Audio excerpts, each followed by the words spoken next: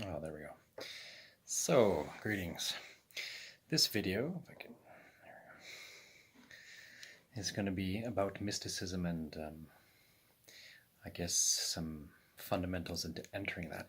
It's obviously a very broad subject covered, in many different religions and spiritual practices, but in many cases, yes, conjecture and projection and not necessarily understood. Sometimes a lot of superstition is involved, or the expectation to adopt somebody else's particular disciplines and things of this manner, which can be very confusing and lead to an attachment or attachment to an expected result. And I think one of the biggest problems, of course, is that we can get discouraged or even fanatical in different extremes of things and whatnot when we don't get necessarily the results that we want, or certain doorways are opened and then we have to take the time to digest them and accept them for the truths that they are without being overwhelmed or thinking perhaps, we are the one and only ones to get it, or that it's unavailable. So sort of sometimes a sense of self-importance arises. And sometimes a thirst for power, sometimes a further disdain and dislike for the planet even. When you get into the spiritual worlds and development and self-awareness, it can be sometimes a daunting task and intimidating. And sometimes people take sort of a overconfident approach, and sometimes we take an underconfident approach. And in many cases, well, I would personally suggest to go somewhere in the middle where you approach the divine with great humility, but enough confidence to carry yourself through and not to be afraid of some failure and, like they say, trial and error and whatnot. So I am not going to claim to be an expert on anything. What I'm going to do is say, for about maybe just a year shy or two shy of being a mystical person myself. I think everybody's naturally born with it. Like they say, we all have the Buddha nature. So we all kind of are mystics in the making, if you want to call it that. But as far as an awareness or an awakeness, if you will, for me it's been about 20 years. And the journey has been interesting because it's been a lot of study, a lot of practice, a lot of experience, which is the main thing. Anybody and everybody can, of course, provided you're in a country that allows for access to material and whatnot. Thank God for the internet and all that nowadays, and videos like this, but if I can say that. But to have the access to it and to be able to connect with it in a real way, in a holistic way, in a concise way, without feeling it is something that's going to lead to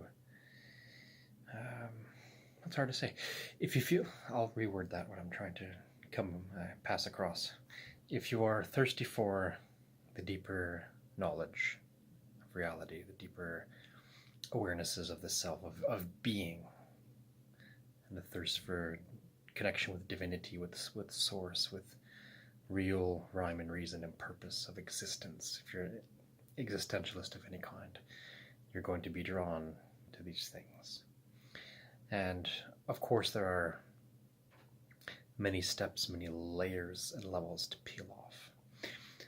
But to get the practical experience is the paramount. Because as I was saying a moment earlier before I lost train of thought, is that it's easy to get theoretical knowledge and to get book smart and to all these things, but without the practice, then it just becomes circumspection or thought. And on the other hand, if we go into it too blindly without enough research, perhaps, and we're just going in completely in a naturalist sense, nothing wrong with that either, but the issue with that is you're not necessarily getting some grounding work or being able to compare it with others to see that It's been around. It is an isness, and other people from a long time ago have been experiencing it.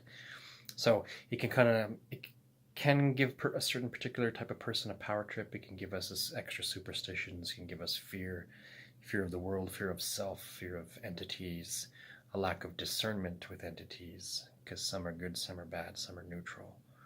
People say no such thing as good and bad in the higher realms, or good and evil, but I disagree with that very strongly, in the simple sense that, basic logic and math, if you want to call it that, good meaning positive, leading and building up, happy experiences, joy, bliss, release, anything positive.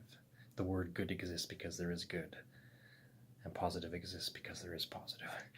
And on the evil side, it has to do with negativity, with further endangering yourself, being exposed to further karmic retributions, harming others, anything. I shouldn't have to explain it.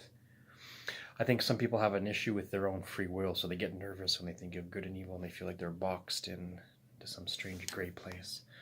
But when you are finished, pardon the bad term, but when you're finished masturbating your own mind and realizing that you do have free will and this and that, then you'll appreciate the good, the bad, and the neutrality. They are what they are. And it can be an interesting quest in trying to determine and discern where the higher truths lie, because the stages, as we said, and as you know, are many, leading up to the golden light of the pyramid on top, so to say. So, when you're wishing to go transfer from faith alone, faith is important to realize that there is something beyond what you already know. Every single human being has faith, even animals, even, nature in general, based upon natural laws they've already experienced, and hopes and desires for betterment and for enhanced, better stages. So, ultimately, you want to pass through the steps and stages to develop yourself. And mysticism is about direct experience and inner knowing of the divine and the way things are. You don't have to be a practicing magician to be a mystic or have a bunch of experiences, but to be maybe more through and through, I would say that you do have to have. If you want to enhance your mystical awareness, then eventually the roads or the crossroads or the pyramid, or however you want to say, the ladder, leads to the point where you are getting direct spiritual experiences of profound natures. Now, all of us, whether we deliberately, cognizantly try or not, we all have dreams. Dreams are messages. Dreams are deep inner revelations. They can be something about fears exposed in an artistic way to you. They can be about premonitions or prophecies, glimpses of things to come, done in strange, bizarre manners or in very direct manners. But everybody, whether they try or not, has dreams. So similarly, a lot of the times when spirit entities or divinities, apart from natural laws, which are common and evident, we are experiencing sun and moon and rain and all these things, causes and effects of natural laws all the time. So I'm saying in a passive way, these are evident things we all can agree upon. But every single person, I do strongly believe, from childhood maybe gets cut off at a certain point with doubt and fear and conditioning and programming. But every child has spiritual experiences. I think every single child will see ancestor spirits or different things, and then later on they kind of were imaginary friends, so-called, and later on the parents are going to say, no, don't say that, and it gets diminished or locked away. What I'm trying to say is we have to have the wisdom, the humility, the grace, the appreciation that there are many dimensions and things already exist. And to quote again, truth is not dependent on human belief. Truth is. So to understand these things, that they are already an isness. This is where we take the step of faith, of confidence, of deliberation to test this reality, these deeper truths, to see how true they are, to harness them, to work with them, hopefully, and would be the point, for the greater good of yourself and all around. I would never ever suggest anyone take any black magic path or any darkness. People want powers and asanas and the idea of feeling special and the world doesn't know. And there's sometimes a fascination or an allurement to being an elite secret person that has all these accesses. But really, it's kind of rubbish because we all really do. No such thing as somebody being more important than another or this and that. So if you're a person tempted to do anything in the black arts or get in touch with spirits for purely selfish gains, well, I guess I personally can't stop you. But I recommend you don't, because you will see the repercussions of that, your very self, this life or the next. And ultimately leading to not necessarily any eternal damnation, but the last thing you want is to create enemies in a variety of worlds and be very disliked in a variety of worlds and suffer the deepest horrors of the true meaning of loneliness and desperation.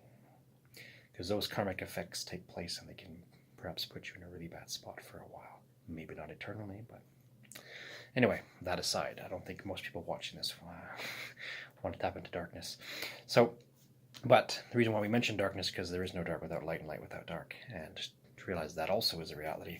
When you get into mysticism, just as there are good and bad people, there are good and bad spirits and hierarchies, powers, principalities that have to operate for the overall balance of the universe. So to understand that. So I would like to say, I don't want to make the video altogether long for this particular one as an introduction, but in practical mysticism, it's to realize, the key ingredient is what I'm trying to say, is to realize that which is, and it is not dependent on your belief or my belief. We can go and swim through the various layers and levels.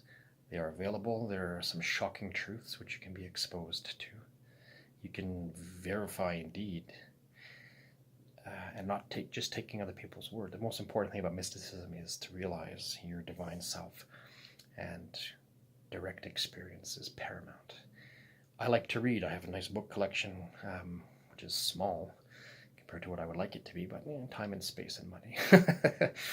But yeah, you can search things on the internet, download PDF files and all that. I'm a person that likes to read and study, and I like comparing. One of the most rewarding things in this whole mystic sea of isness is when your findings, your experiences are similar to somebody else's, and sometimes almost exactly alike.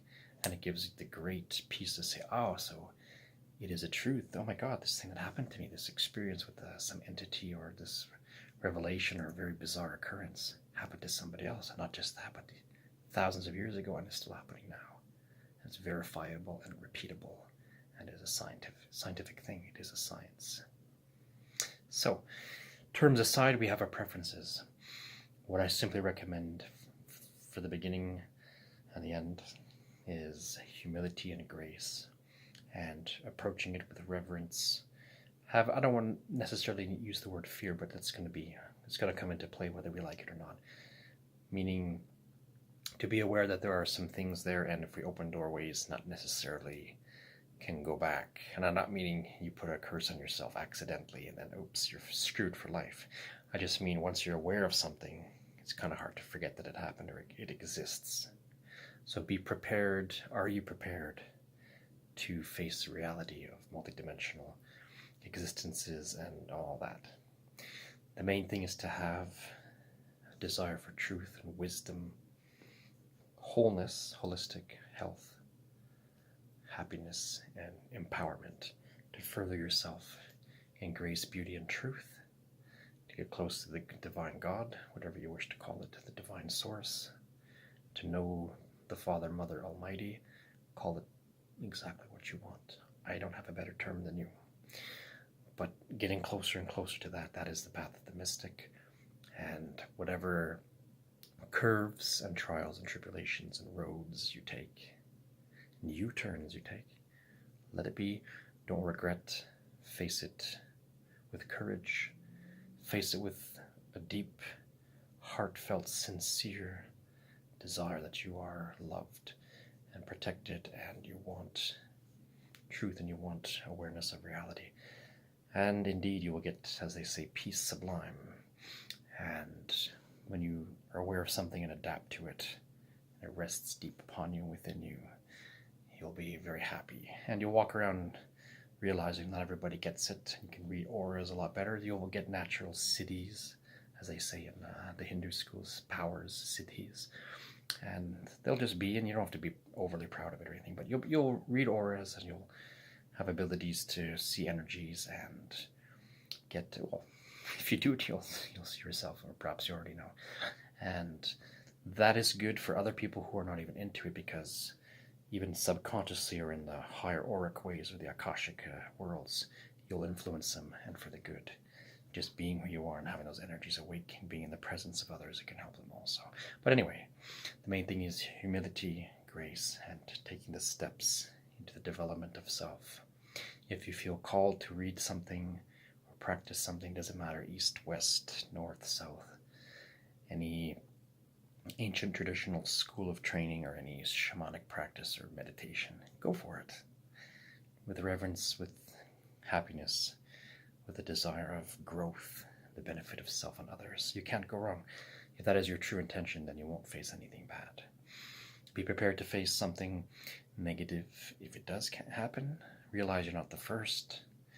Realize you can, with the divine light and connection with the divine God, to call it that, with the divine God, you are protected, and what you're going through, you'll go through it, you'll be all right, and you'll survive and have triumph.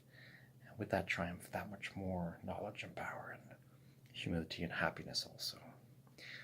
Same thing with anything in life.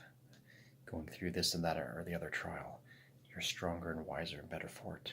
Well, certainly so with the mystical reality, which is the isness of our existence. So with that simple thing, wishing you the best, peace, happiness, and joy. May you take the mystic path with happiness and truth, and don't doubt yourself, and test the spirits. Find a great connection with your own individual spirit guide. He or she, not really a sex necessarily, but they can take on a form to appease you and maybe make you happy. But there can be more than one guide for sure. And be with that, trust that, realize that the right and the left hand of God are with you, and go from there and go boldly and have faith and realize it's the biggest reward, self-development. It's exactly what we're doing, whether we are aware or not. We are evolving as existing entities. We are evolving. So the mystic path is deliberately wanting to do that and taking the steps to achieve greatness and further wisdom and love, etc. So I'll leave it at that. Wishing you the best. A sincere namaste. And I will continue this little mini-series, I guess. All the best of divine providence be with you, and happy hunting of truth.